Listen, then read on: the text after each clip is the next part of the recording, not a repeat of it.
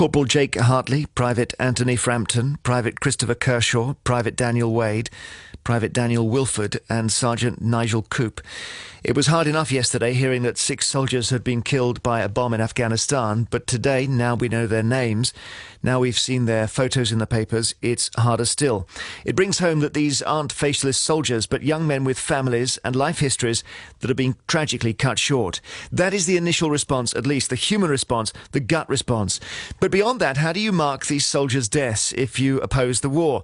Simple, you say. I can separate the men from the mission. However, some anti-war campaigners fear that those who oppose the conflict but support the troops unwittingly find themselves cogs in the government's propaganda machine if they decide to line the streets to welcome a soldier's repatriated body. So can you recognise the fallen if you oppose the war? We're joined by Jon Rees from Stop the War, and also in Coventry, Jon Gaunt, broadcaster and former Sun journalist. Jon, do you think if somebody opposes the war, they can go to Royal Wootton Bassett and mark the passing of an individual without supporting the mission? Oh, I don't think we got you. You there, John? Which John? Is it Jon Gaunt or the other John? We're both called John. I just assumed you would jump in when I said John. No. So is it Jon Gaunt you want? Yeah, go on, John. I do apologise. Yes, of course, people... the thing about Wootton Bassett, of course, and first of all, can I pass on my condolences, of course, and my huge respect to the families of these men who perished under such tragic circumstances. But of course you can go along, and it was a spontaneous gesture when Wootton Bassett started. It was no political diktat, it was no government diktat, it was the ordinary people of that town who decided to stand there and pay tribute and homage to these men. It's not propaganda, that's nonsense. This isn't a time to exploit these people's deaths in the way that it would appear the Stop the War coalition wished to. This shouldn't even be being discussed, in my personal opinion. Jon Rees, answer that. I don't see in what way you're exploiting the deaths of people when you're trying to halt them. Surely the greatest respect that you can pay to people who've died is to make sure that no others follow them. This is, by any stretch of the imagination, now a hopeless, senseless and lost war. The majority of people in this country both respect the people who've lost their lives and think that the war should end. And I think that many, many people in this country also respect the fact that tens of thousands of Afghans who also have families, who also have lives, who have also been brought to their deaths long before their time on Earth, should also be remembered on these occasions as well. Jon Gaunt. That's not really what you're saying, though, is it, John? What you're actually saying, John, is that if you go along and line the streets, that you're being used as a propaganda tool. So it's you and your coalition that's actually brought up this as a point for debate. The simple fact is that was an outpouring of grief that people want to do. And our soldiers are apolitical. They don't ask to go to war, and they don't decide whether they should go to war. And this war, as you know, it was Labour who committed us to it, and now the Conservatives and the coalition are still backing it. I just think you're exploiting the deaths of these people, and you should be ashamed of yourself, young man. Jon Rees, would you go to Royal Wootton Bassett and in order to pay tribute to individual soldiers? No, I haven't, but I do know members of the Stop the War coalition who have done that. And what I would say about that is the individual motivation of people who go along to a country town in Wiltshire and stand by the side of the road as the cortege goes past is one thing.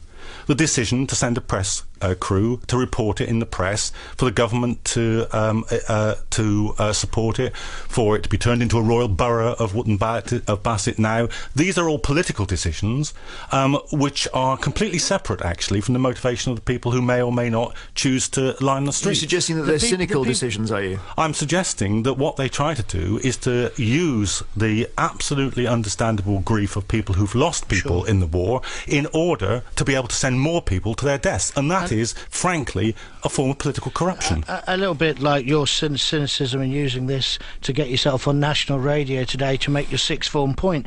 The bottom line is these people went there... Well, John, we're both on national radio. We both accepted the invitation. I haven't finished. No, I know, but you're being abusive, and that's why I'm interrupting you. Well, I think you're being extremely abusive by interrupting me. And also extremely abusive to the fallen... To the fallen heroes. That was a first. first, wasn't it? That was a first. But no, you're the man who's using the deaths of these fallen heroes to make some petty political point. You're the one who's the cynic. The people of Royal Wootton Bassett did this off their own volition, and it was right that the government decided to say that the town can be called in this way.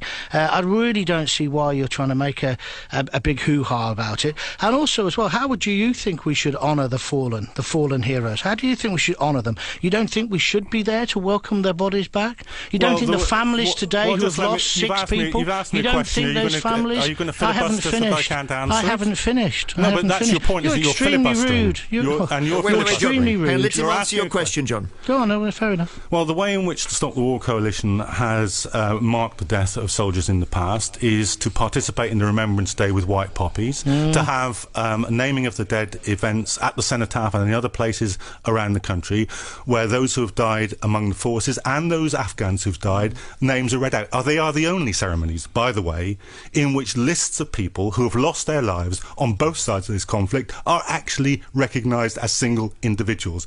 And John, the worst person, the worst cynic, is the person who uses the death of a soldier today in order to justify the death of another one tomorrow and the week after that and the month after that. If I'm here for one reason, it's to stop the killing and get the troops out, and 65% of the population of this country agree with me and disagree with the war.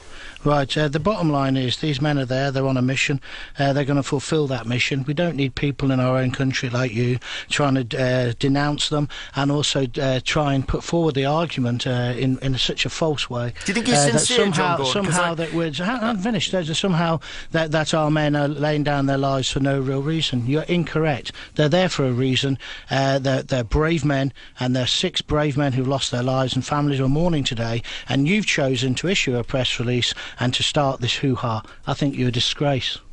Well, John, the government is actually negotiating with the people who blew up these soldiers at the moment, and they're acknowledging that in 4 years' time all these troops are going to be brought home, and they're also acknowledging that the Taliban are going to be a large part of the government in a post-occupation Afghanistan. So my point is simple. There is going to be a last soldier who dies in Afghanistan. I want it to be the people who died yesterday, and not for it to be people dying every year and every month until 2014. So if there's somebody who's cynical in this, if there's somebody who's wishing on more deaths and more hurt in these families, it's you, John, not me. Thank you very much, John Rees from Stop the War, and Jon Gaunt, broadcaster and former Sun journalist.